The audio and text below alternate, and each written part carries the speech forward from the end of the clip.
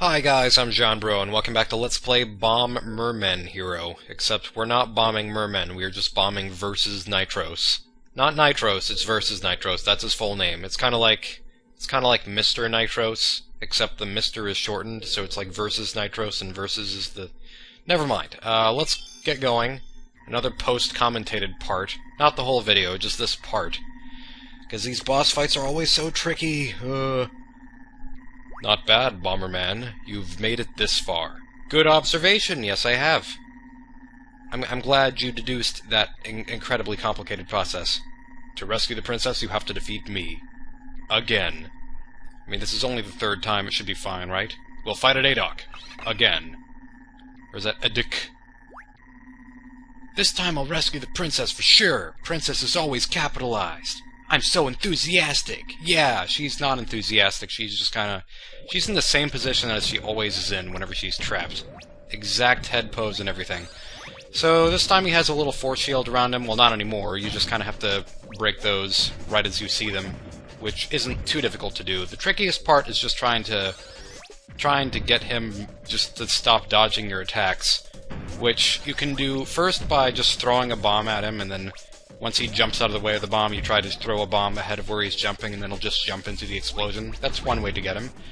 Another way is to jump over him and drop a bomb on top of him, which you can try to do all the time, but it's most useful whenever he's attacking, whenever he's in the middle of attacking with one of the X shapes on the ground. You can definitely use that time to jump over him and drop a bomb on him, and that's because he's paused. So I decided to keep this recording because it's the fastest I could have ever possibly hoped to beat Nitros. So, yes. I did it. I just realized his pun is nitroglycerin. He's a nice... Nitros. I get it. Anyways. I'm coming, Princess Millie. No, you're not. You're standing right there just staring at her. Stop being, stunned by her beauty, and look what you did. Princess! 4 exclamation marks. Yeah, Elaine from Seinfeld would approve of that many exclamation points, I believe. Now, the post-commentary isn't over because this level is the hard coaster. That's actually what it's called. But it's not really a hard level, it's just an excruciatingly long level. And you'll see. I mean, this recording that I took of this level is 10 minutes long. So that just goes to show how sluggishly, slow, sloth-like it is. It's cool, though.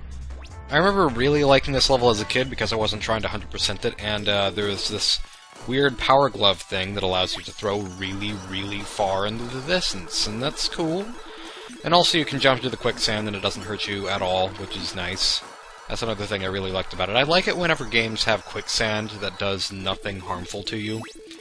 However, you see that big canyon where all the quicksand is sinking into in the background. Yeah, that is where the problem lies. If you fall in there, then you die.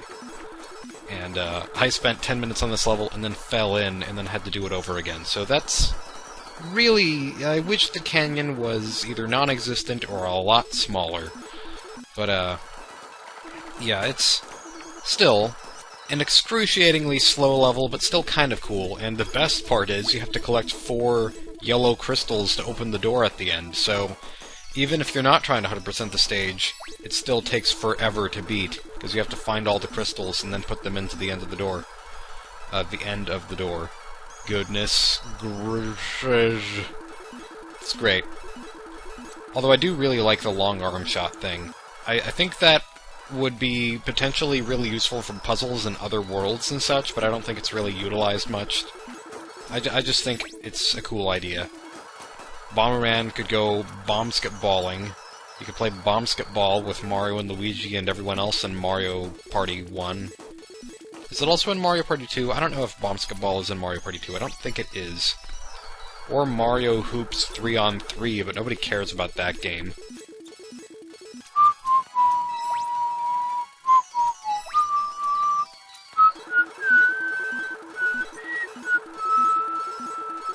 Are we done yet?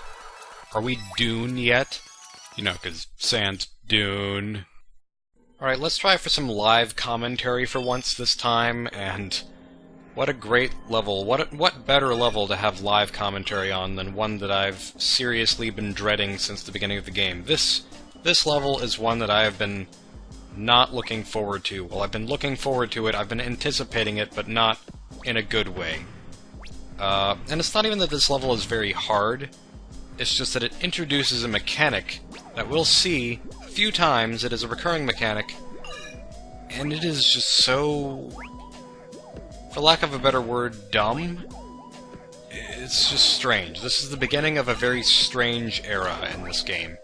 And I'm just going to describe this by first saying, there's up until now, the point system in this game has been a little bit confusing, but at least it makes sense because, you know, there are plenty of levels where you can go over the point limit because there are enemies in that level that self-destruct. Like, there are levels with daggers in them that float in the air, and then they come down at you, and they explode on the ground if you don't hit them right away. You know, that makes sense, because in those levels you don't have to kill those enemies in order to get the 5 rank. The game doesn't force you to have super fast reflexes every time you see a knife and go through an entire level again if you miss a knife one time. But they give you points anyway, because it's generous. It's generous, it doesn't put you in a situation where you can screw yourself over, basically. However, now the game says, hey, we're going to put you in situations where you can screw yourself over, because why not? And they do this with salt bombs. That's what these things are called. If that's not what they're called, that's what they are. They are bombs with salt. And the only purpose, literally the only purpose of these salt bombs is to kill snails. Or not snails, slugs. That's the entire purpose of these things, is to kill slugs. These are the only enemies, I believe, that you can kill with the salt bombs, and they can't break anything else. You can't break crates with salt bombs, you can't kill other enemies with salt bombs. This is their only purpose. It's just to make you backtrack and strategize your way through the level so that you don't...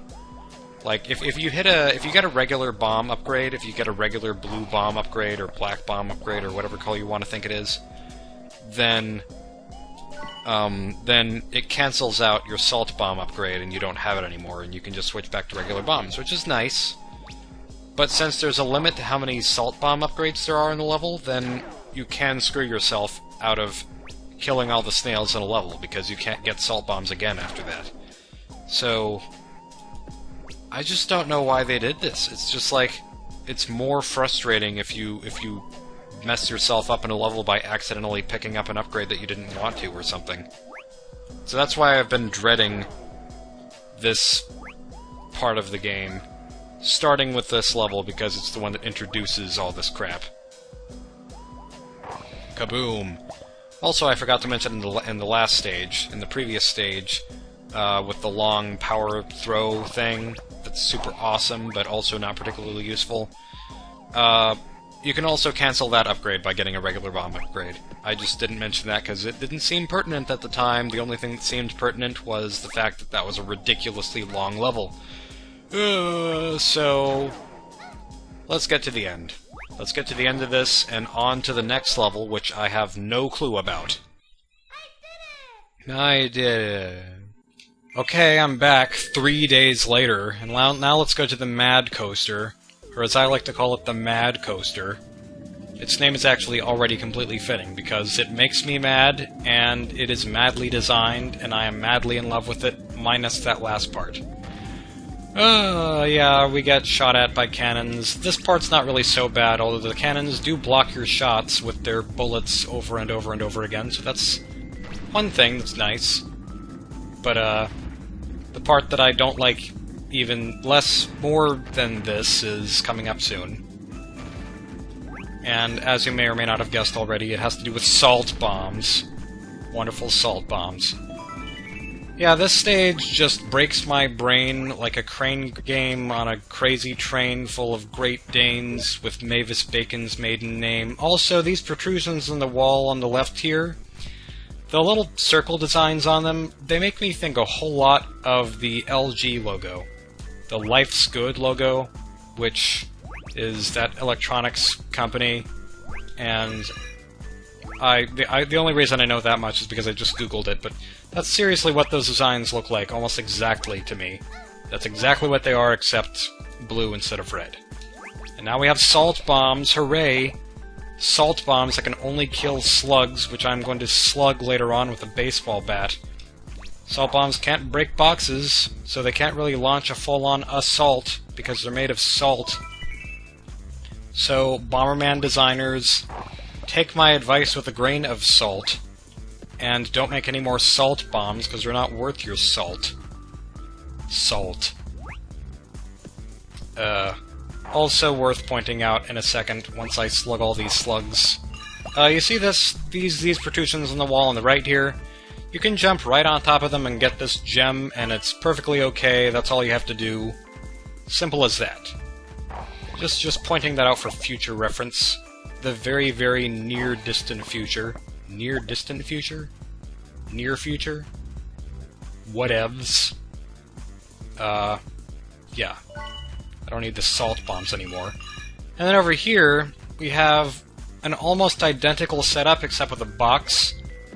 And you might think that you can break the box and still jump up here and get the gem, but you can't. And this box is just a red herring. Just like communism is a red herring. If you break it, you can't get back up. So close, but you can't. There's nothing in the box. That's so terrible. It's so cruel.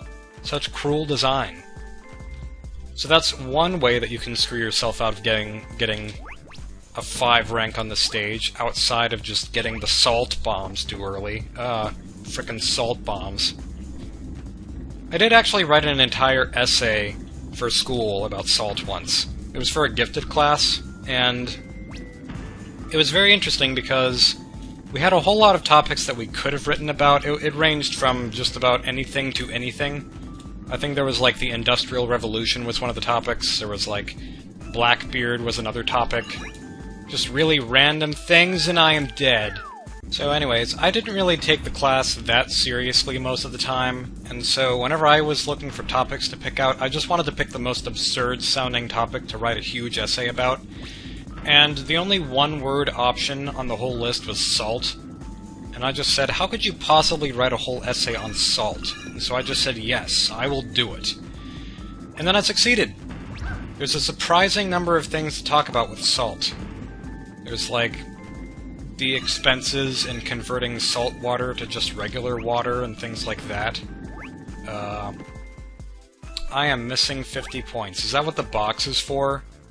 I guess we'll never find out. Yeah, and it turns out the box is worth 50 points. How about that? I did it! I hope that level turns into a pillar of salt. So let's go to the Move Stone. I like this level a lot, actually. I do enjoy this level greatly. It is a great, refreshing little change from the level with endless pits and cannons and death all over the place. And salt, that too. This is just more laid back, it's more relaxing. And it's Zelda-style. It has a mechanic that you don't see pretty much anywhere else in the game. I don't know if it's anywhere else, but I don't think it is. But, I quite enjoy it. Quite immensely. Because all you do is push blocks. While listening to the wonderful desert music at the same time. I probably want to get the bombs here first before I push it in. Yes, that would be wonderful. Oh, okay, that's not the right one. I didn't know that it did that whenever you had the wrong thing in the wrong place. It just says, nope, the pipe rejected you. Yeah, this is just kind of like... If Bomberman just felt like, hey, I want to be Link, I want to be in a Zelda game. So I'm gonna pretend, I'm gonna train to be Link one day. This is the level for that. This is where he goes to train to become the mighty hero of time. Or something. Ugh. I'm sorry if I sound a little bit under the weather. I think I have the runs only in my nostrils and not in my buns. I don't know why I've been congested lately. My throat has been a little bit more scratchy and everything. It's just not been fun. And I really don't understand why, because I don't think that I've changed my eating habits at all. I don't think that I'm doing anything differently than I normally would be whenever I'm mostly healthy, so I don't know. Also, the designs on these rocks, they also kind of remind me of Zelda. They kind of remind me of, like, maybe the bottom of the Hylian shield, but upside down, or something. With that rumored fourth piece of the Triforce, which is only in the Ocarina of Time version. Why do I know this?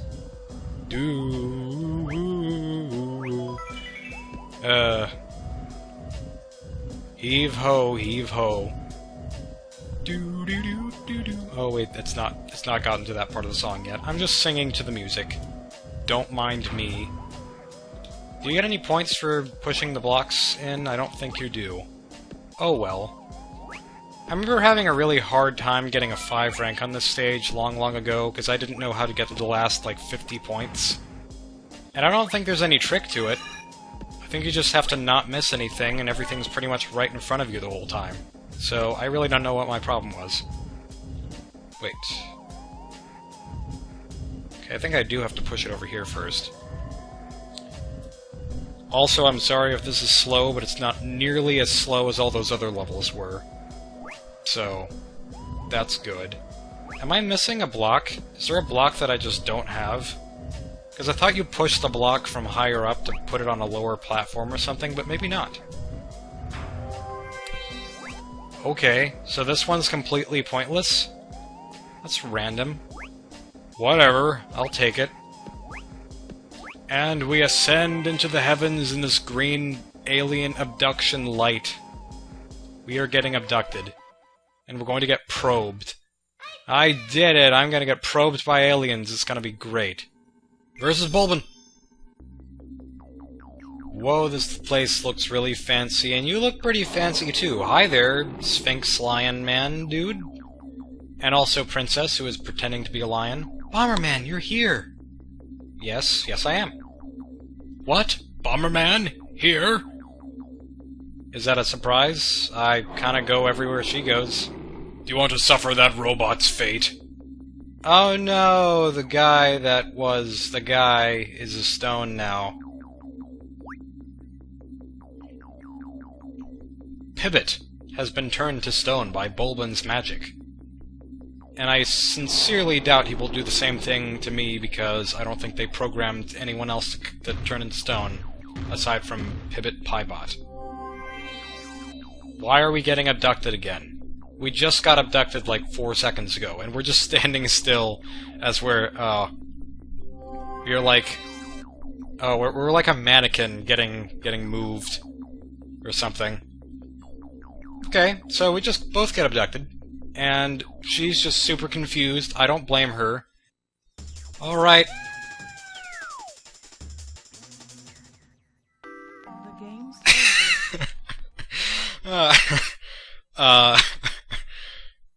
No. I'm gonna start by showing this fight just to show it, because it's a really interesting fight. I really do not expect to get a 5 rank on it right now at all. I'm just gonna try the best I can, but I sincerely doubt I will get it without post-commentary, but it's really a cool fight. Partly because, I mean, it's just a cool fight in general. I don't like it. I mean, I don't like fighting it, but it is cool. Because this guy has 2 weak points, one on his front and one on his back. Everywhere that's blue, minus his cannons, is a weak spot. And he has this giant shield in front of him from a satellite, which looks like it would be used to call his friends if he had any friends. Except this isn't a phone service, this is a Bomberman battle. Strange thing about this fight, though, aside from the raining Bomberman blocks, is that you actually have to beat it with 7,000 points left, which is a ton. You must have to be absolutely perfect on this one to do it successfully. So I really don't know. But another cool thing about it is that you actually can turn into stone. I had no idea that you could turn into stone, but apparently you can. It doesn't actually decrease your health any. He does that for you. He decreases your health by running into you, but yeah. I did not think that would actually be a thing, but it is, and that's totally awesome. And also terrifying. So, I'm gonna see you whenever I actually beat this. Okay, Bulbin, I'm gonna get you. I'm gonna keep bombing your Bulbin sore. Get it? Like Bulbasaur? Because your name is Bulbin, and you have a sore. Bulbasaur. Bulbasaur is a Pokemon, and that makes him automatically funny, because Pokemon are funny. Like, because you catch them in balls, and balls are male genitalia, and male genitalia is automatically funny, because why not? So I'm just gonna keep attacking you because I feel like it.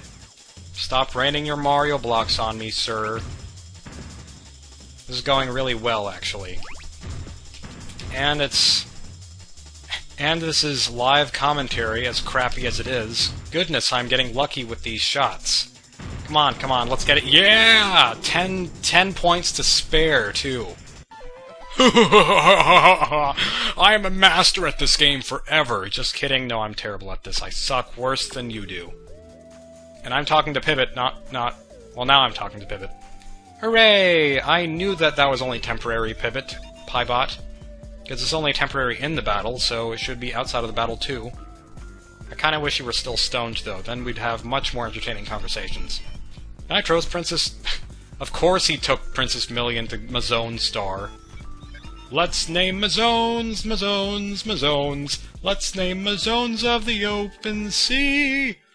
Finding Nemo references, because Finding Nemo 2, aka Finding Dory, was just announced.